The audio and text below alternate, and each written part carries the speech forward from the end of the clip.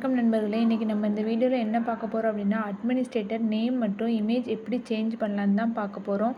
வாங்க வீடியோக்குள்ளே போகலாம். இப்போது விண்டோஸில் செட்டிங்ஸ் செலக்ட் பண்ணிக்கோங்க. செட்டிங்ஸ் செலக்ட் பண்ணது நம்மளோட மைக்ரோசாஃப்ட் அக்கௌண்ட்டை கிளிக் பண்ண உடனேயுமே ஃபஸ்ட்டு ஆப்ஷனாக யுவர் இன்ஃபர்மேஷன் அப்படின்னு வரும். அதை கிளிக் பண்ணிக்கோங்க. கீழே சூஸ் ஏ ஃபைல்னு இருக்கும். அதில் ப்ரௌஸ் ஃபைல்ஸ் கிளிக் பண்ணிவிட்டு உங்களுக்கு தேவையான இமேஜ் வந்து நீங்கள் டவுன்லோட் பண்ணி வச்சிருந்த இமேஜை வந்து செலக்ட் பண்ணிக்கோங்க. நம்மளோட யூடியூப் சேனலோட லோகோ தான் நான் செலக்ட் பண்ணுறேன். செலக்ட் பண்ணதுக்கப்புறம் கீழே சூஸ் பிக்சர்ஸ் அப்படின்னு இருக்கும். அதையுமே கிளிக் பண்ணிக்கோங்க. இப்போது நமக்கான அட்மினிஸ்ட்ரேட்டர் இமேஜ் வந்து செட் ஆயிடுச்சு. இப்போது எப்படி அந்த நேம் வந்து சேஞ்ச் பண்ணலான்னு பார்க்கலாம். இப்போது வெளியில் வந்துடுங்க. கீழே சர்ச் பாக்ஸில் கண்ட்ரோல் பேனல் அப்படின்னு சர்ச் பண்ணுங்கள். அதை கிளிக் பண்ணிடுங்க. இப்படி ஒரு பேஜ் ஓப்பன் ஆகும். இதில் யூசர் அக்கௌண்ட்ஸ் அப்படின்னு இருக்கும். அதை கிளிக் பண்ணிக்கோங்க.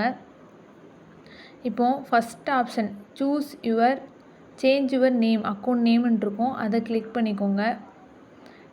இப்போது உங்களுக்கு தேவையான நேம் வந்துட்டு டைப் பண்ணிவிட்டு கீழே சேஞ்ச் நேம் அப்படின்னு இருக்கும்.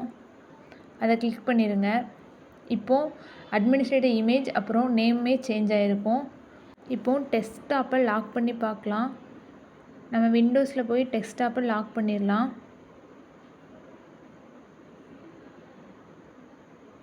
லாக் கிளிக் பண்ணியாச்சு. இப்போது அட்மினிஸ்ட்ரேட்டரோட இமேஜ் அப்புறம் நேமே சேஞ்ச் ஆயிடுச்சு. இந்த வீடியோ உங்களுக்கு பிடிச்சிருந்துச்சின்னா நம்மளோட சேனலை லைக் பண்ணிக்கோங்க, சப்ஸ்கிரைப் பண்ணிக்கோங்க. நன்றி நண்பர்களே.